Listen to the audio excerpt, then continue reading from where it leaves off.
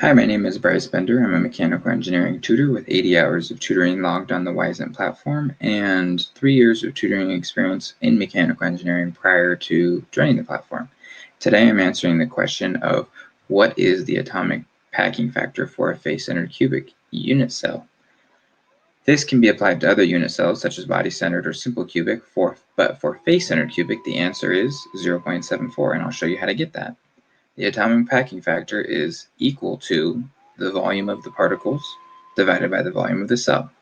So if we look at this schematic, we can see that for the face-centered cubic cell, there is a half particle on each face of the cube.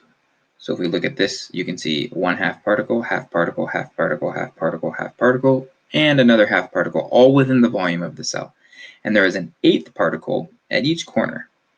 So then we can add up the total volume of particles within the contained volume of the cube to be equal to 6 times a half plus 8 times an eighth equals for 4 total particles. If you were to do this for a body-centered cubic or a simple cubic or a different structure, it would be the same approach, but obviously a different answer because of the different structure. Then we need to compute the volume of the particles, which is simply just the number of particles times the volume of each one, since they're all the same size. The volume of a sphere, if you recall, is 4/3 pi r cubed.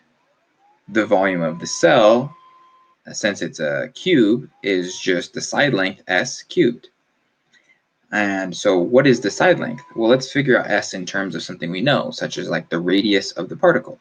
So if we look at this right triangle I drew, we can use right triangle trigonometry to solve for s in terms of the radius. H, we don't know what it is directly, but if we observe carefully, we can see that it is equivalent to, because these particles are contacting one another, it's equivalent to 4 radii. 1 here, 2 here for the face center, and 1 here for the other corner. A total of 4 radii.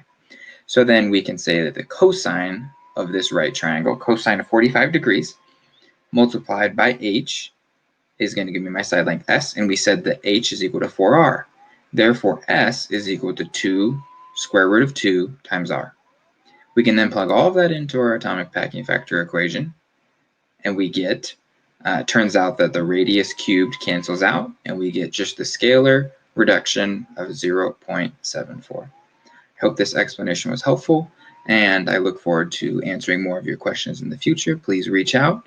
Again, it's Bryce B, mechanical engineering tutor on the Wyzant platform. Thanks.